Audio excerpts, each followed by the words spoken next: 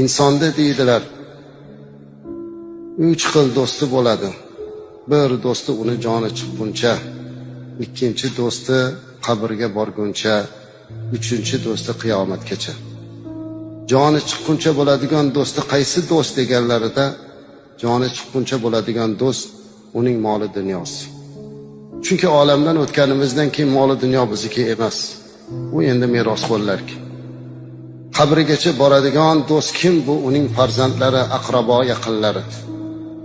Qabrgacha boradi, lekin uni yog'iga hech kimda had yo'q.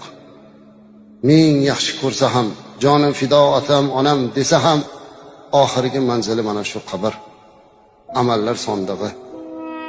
Ammo uchinchi do'st bor. Bu do'st qiyomatgacha birga turadigan do'st.